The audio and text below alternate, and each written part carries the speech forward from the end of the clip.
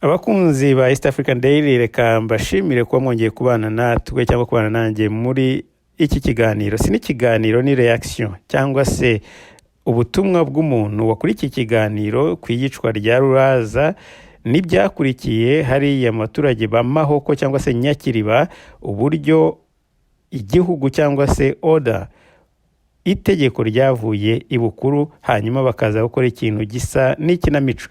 Njyewe ibyanjye nabivuze, ibindi nzabigarukaho. Reka mwumve uyu musirikari wari uhibereye ubwo Kagame uko yabimbwiye yaje ari kumwe n'ingabo zose. Ni ukuvuga ngo abakuru b'ingabo harimo wa military police, harimo Kayumba wari uyoboye operasiyo icyo gihe, harimo ndetse n'abayobozi bo ku rwego rw'amabatayo. Reka rero mwumve uko yabyiboneye uwari uhari mu buhamya bwe muri iri jwi. Nagerageje kurihindura amazina ye sindi buyavuge kubera umutekano we, umuntu uri hariya i Kigali mu Rwanda, ariko arashimangira biriya bya kiriya kiganiro byavugiye muri kiriya kiganiro cyavugaga kuri Ruraza. Niba mutacyumvise muze kukireba. Ni ikiganiro kibanziriza iki ngiki cyangwa se iyi reaction, aho iyi nyito ari uburyo Kagame yategetse cyangwa se yazamuje uwitwa Ruraza amaze kuraswa, ndetse amazina, hari n'abandi banyandikiye amazina y'abantu bamurashe bakoze iyo ambiscade. Ibyo rero nabyo nzabibagerezaho cyangwa se nzabibabwira mu bindi biganiro, kuko ibi nibizakomeza. Reka rero mwumve iyi reaction y'uyu umusirikare wabyumvise akavuga ati ngomba rwose gutanga ubu buhamya, bititwa amabwire, bititwa ibinyoma, kuko nari mpibereye. Mwumve rero, abatumvise iki kiganiro nababwira ngo mucyumve, kiri hasi aho ngaho, kivuga uburyo Kagame yategetse kuvana Ruraza mumva mu ikinamico. Abantu bamwe banagize ati sahari abaye Yezu Kristo se agiye kumwongera kumusubizamo ubuzima. Reka tumwumve. Yesu Jean Paul waramutse. Narimo nkurikira iki kiganiro. Ufite ibintu byo kujijisha kwa Kagame biteye ubwoba. Urumva bamaze kurasa Ruraza, baduka mu baturage ba Mahoko barabarasa. Ruraza yarasiwe mu makorosi aho bita Nyakiriba, ahantu hari ikigega cy'amazi, hari akagega k'amazi gutya hejuru y'umuhanda, ni naho abamurashe bari bari. Noneho birangiye baragenda bahuka mu baturage ba Mahoko, ariko nabo babadukamo ku mabwiriza yavuye hejuru. Bamaze kubarasa nyine Kagame yaraje azi Gisenyi. Ariko ikintu gitangaje,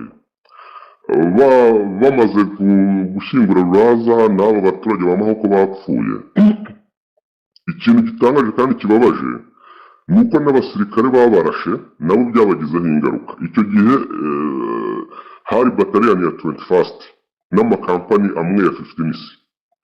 Sasa ikintu cyabayeho, mu gitondo baradutumije 21st yose n'amakampani nyirango 2 cyangwa 3 ya 15C. Icyo gihe si wa 15C yari Major Murisa uyu waje kujya kuyobora 17C. Hanyuma ikintu cyabaye, baragiye donc duforoninga Mukamira. Bagewe nagize amahirwe ntabwo ndi mu bakubiswe. Major Bosco Karinamura icyo gihe yari kapitene wo kuri 15C.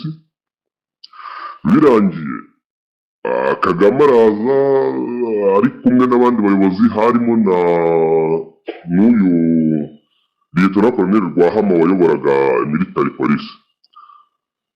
Araduforoningishije, atangira kuvuga habari ya askari bimwe yivugisha, sasa kazi muri iyo fanya imenifikia. Abasirikare batangira kubyina bagira ngo bagiye guhabwa pole musituni. Arangije aravuga ati akazi ibyo mwakoze, ibitendo byanyu byangezeho nabimenye, sasa naje kugira ngo tubivuganeho. Abasirikare aho bari batangira kubyina bagira ngo bagiye nyine guhabwa pole.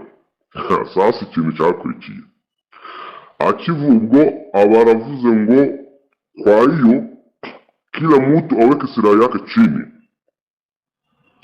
Ati kila mtu aweke silaha yake chini, tugiye kubona tubona ikibuga cyose gihindutse umutuku. Abasirikare ba military bari bazanye kampani ngira ngo 3 za military n'amakamyo ya tata yuzuye inkoni. Ubwo ndabyibuka icyo gihe Majoro Mulisa aza we ntabyo nawe ntirazwi aza avuga ngo abasirikare bafite n'isi imbunda muzishyire hariya. Kagame aramubwira ngo we ni nani ngo amwimejya Mulisa asanga si wowe ufite isi. Gutyo abasirikare barabakubita hafi umunsi wose. Arangije babafungirana mu bihodi bya Mukamira. Urumva bagize amahirwe twaramesikoti ya Siwozi na Baputiwozi ntabwo twakubiswe. Abasirikare barabakubita barangije babafungira mu bihodi bose bagenda babarundamo ari nk'imirambo ari intere. Aragenda aza kugenda ngira ngo yarasuye Gisenyi. Ageze aho ngaho muri ayo makorosi ya Nyakiriba mu masaha ya nimugoroba bamurasaho. Icyo gihe na sajenti we wari ku konvoyi yarapfa. Harimo umusajenti ngira ngo wapfuye cyangwa umusirikare sinibuka arakaye.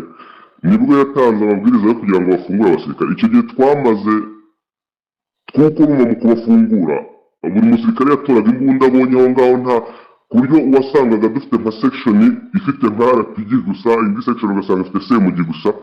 Donc ibyo ni ibintu byabayeho, ni ibintu tuzi.